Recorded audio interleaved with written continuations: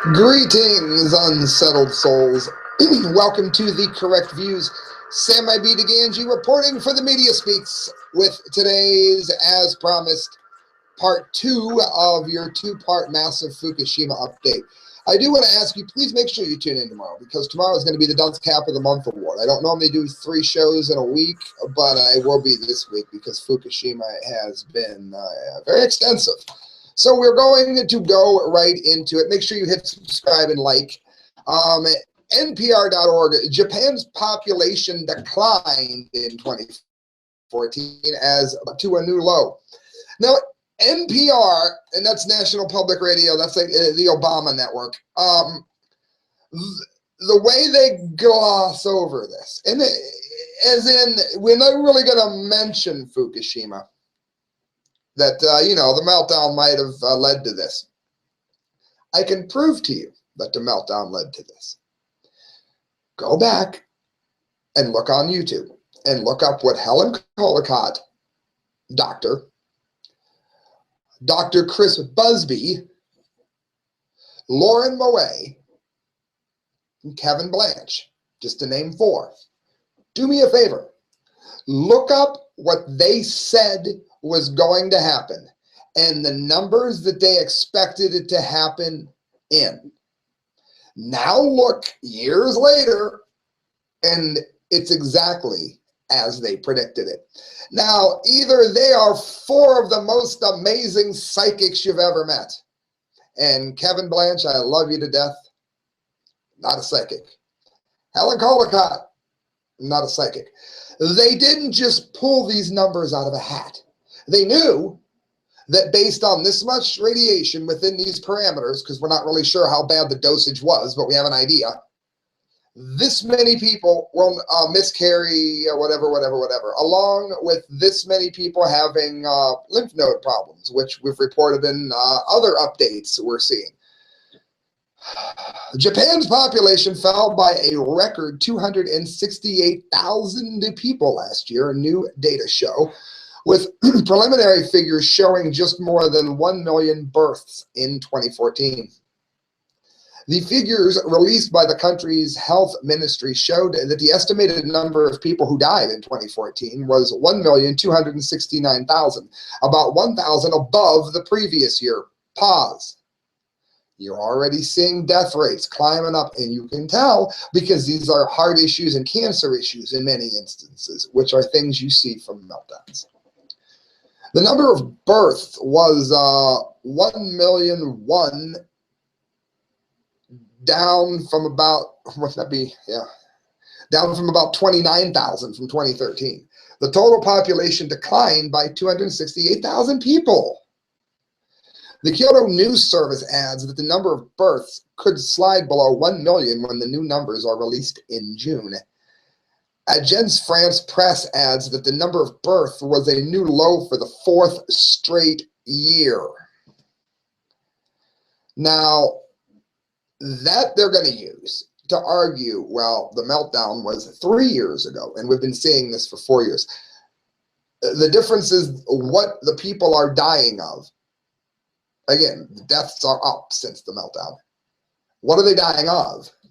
And how much of the previous decline has been the normal decline that a lot of the West has gone through with birth control and busy lives and whatnot. They tend to have less kids. So that is not the same thing we're looking at here. The numbers are different. The reason for the decline is different, and it is greater.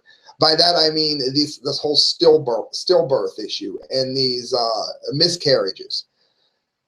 That's not what we were seeing 4 years ago. We were seeing a more traditional decline. This, I hope I'm explaining this well. God, please put the words in my mouth. Because of the meltdown, the reason has changed with these miscarriages and stillbirths and horrible deformities. Japan's aging and shrinking population has been a concern since the 70s, when the number of newborn babies hit more than 2 million annually. The figure dropped to 1.5 mil in '84 and below 1.1 mil in '05. The country's total population was estimated at 123.3 million in 2013.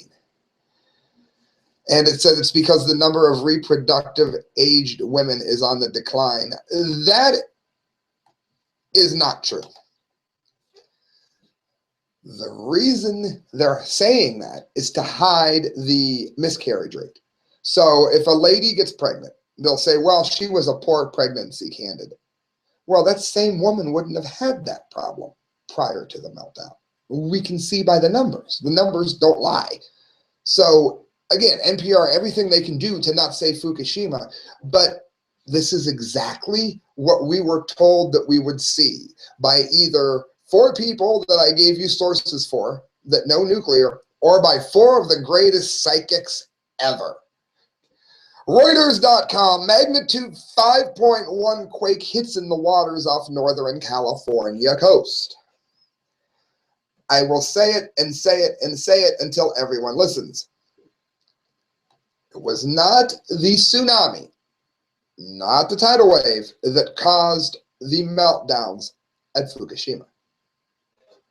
The tsunami led to one, we know that for sure. But there were meltdowns underway from the earthquake, not from the tidal wave. It hadn't hit yet, and it was already in meltdown mode.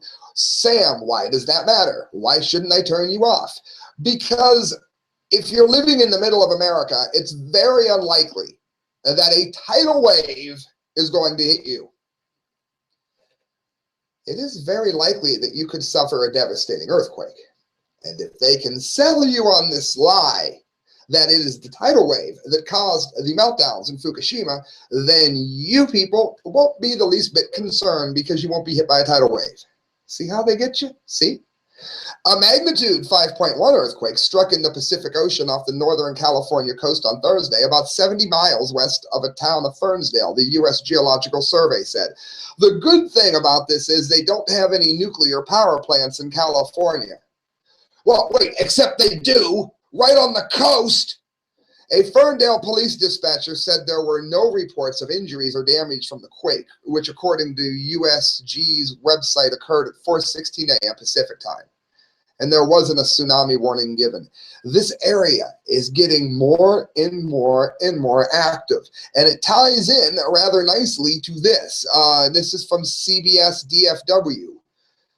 9 earthquakes rock North Texas in less than a day. How safe do you feel now with your nuclear power plants? 9 earthquakes. Well, with Sam, it takes a 9.1 to cause one. What if a repeated series of earthquakes hit?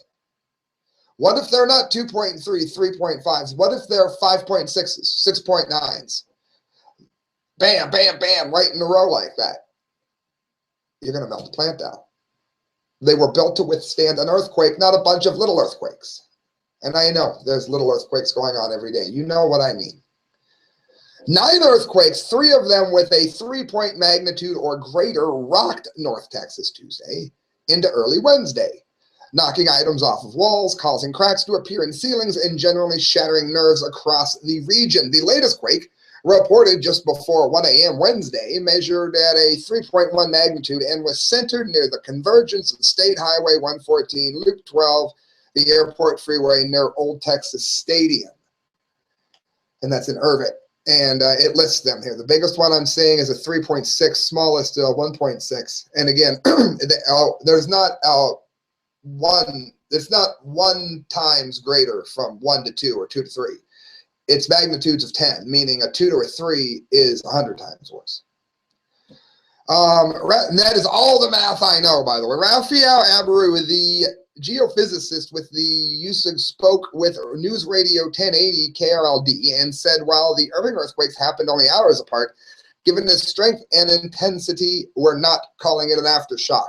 Therefore, a series of earthquakes, not just aftershocks from the earthquake, nail in Texas. We've got earthquakes and messes going on near the coast of California, and yet we're going to say that nuclear is a good idea.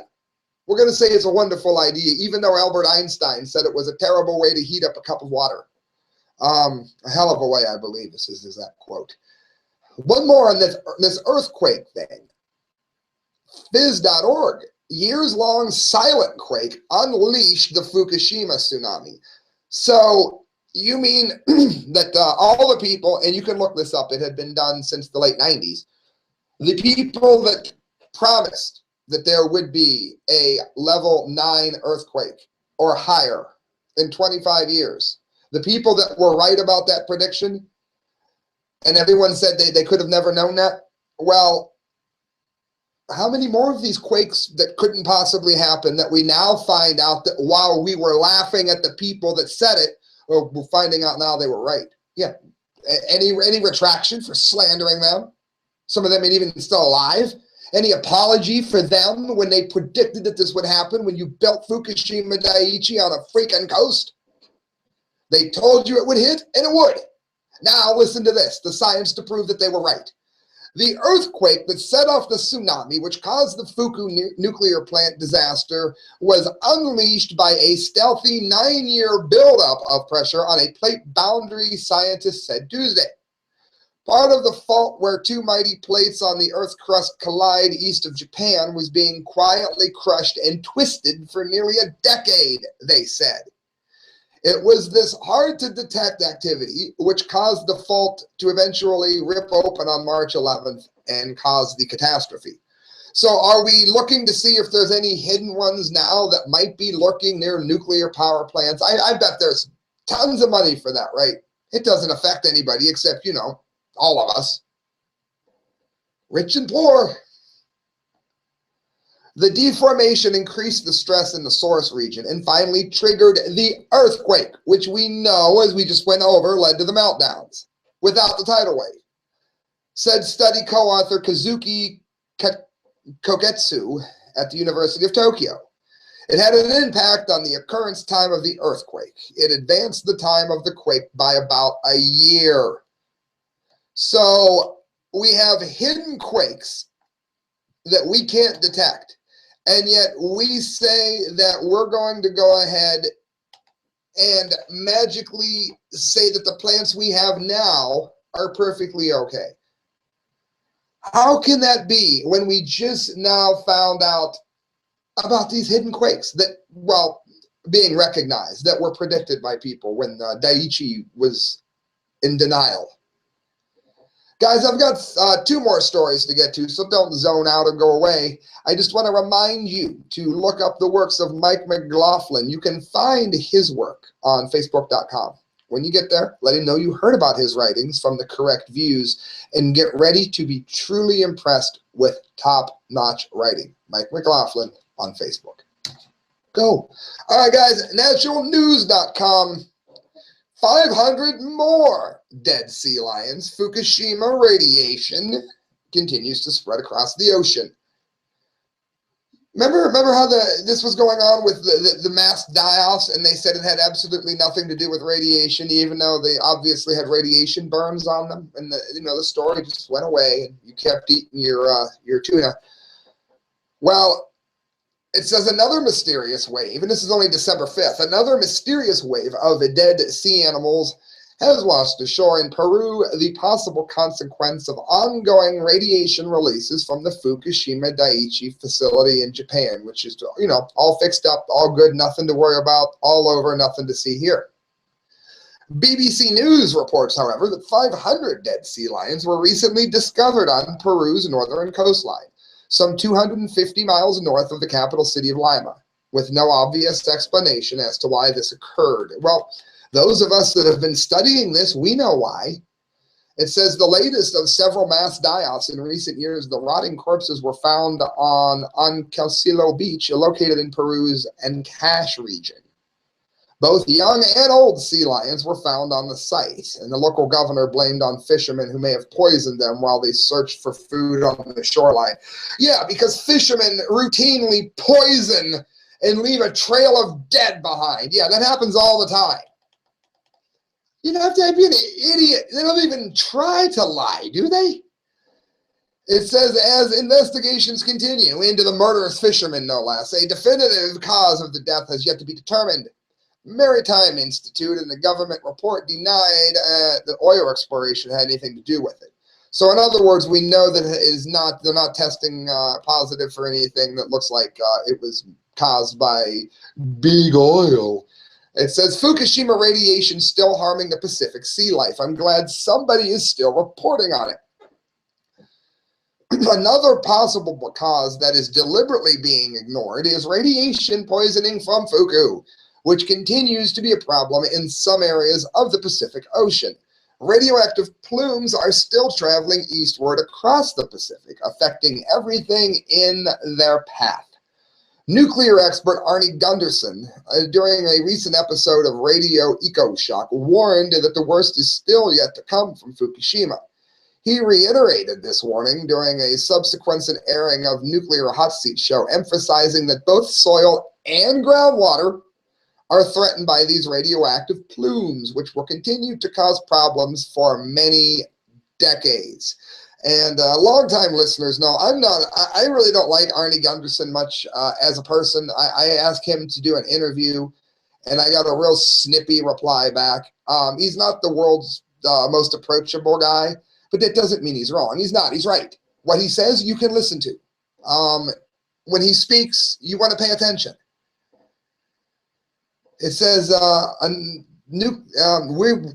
we are not at the peak, he stated, noting that 2 radioactive plumes are currently traveling up and down the West Coast, where you should not be living, where you should be limiting your food intake from.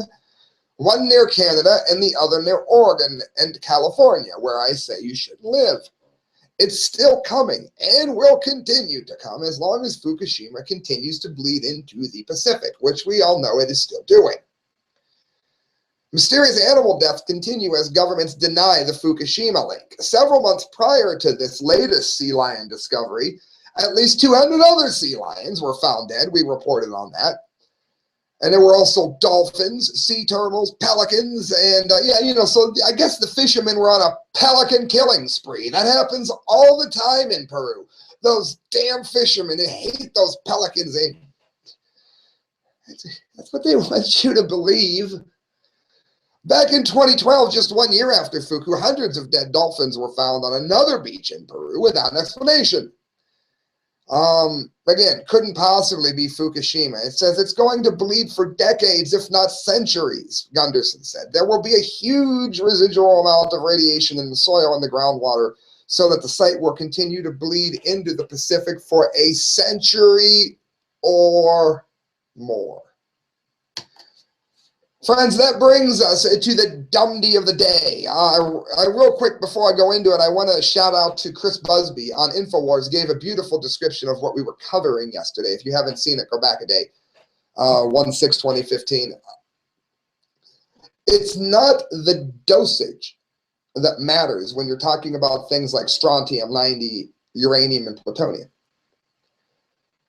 The safe amount will attack the DNA. It might be too minute to create a cancer or to create a heart disease, but it will keep going down until it gets to something that it can alter. Once that's your DNA, then your DNA has changed, and that can lead to cancers and whatnot. Thank you, Chris Busby. He explained it better than I fumbled over it yesterday. KTVA.com. Some of this stuff is tricky. Fukushima radiation detected in Canadian waters, but not Alaska. The Dundee of the day. Now, while this is wonderful news, and I'm very happy to be reporting on it, it gets the Dundee of the day because this is leading people to say that the seafood is safe there, because the seafood is testing in other areas. In California, for instance, rather hot. You should never eat tuna. But it's not happening in Alaska. The fish, it's the same fish. Thankfully, again, Fukushima is not bleeding into Alaskan waters. That's good news. But to make that leap of faith into seafood being okay is the Dundee of the day. Anchorage, news that Canadian scientists have detected radiation from the Fuku nuclear disaster off the coast of British Columbia has Alaskans wondering what they can expect. State veteran Barb Gerlach, who holds the position within the Alaska Department of Environment Conservation, has been part of a team in Alaska tracking Fuku radiation. As part of his job, Gerlach monitors fish for contaminants such as mercury, trace metals, and other contaminants. Now, are they testing for alpha, beta, and gamma radiation? That would be nice to know. If anybody could please tell me, because if not, then they're simply testing for things inappropriately. You can test for instance, cesium, and you can miss strontium. Both are deadly. Deadly, absolutely lethal to the human body. It says, although radiation has been detected in the Canadian coasts, and there are no levels have been found in samples taken from Alaskan coastal waters, which is good news because we know that it was coming down in the rain there rather bad within a few months of when it first melted down.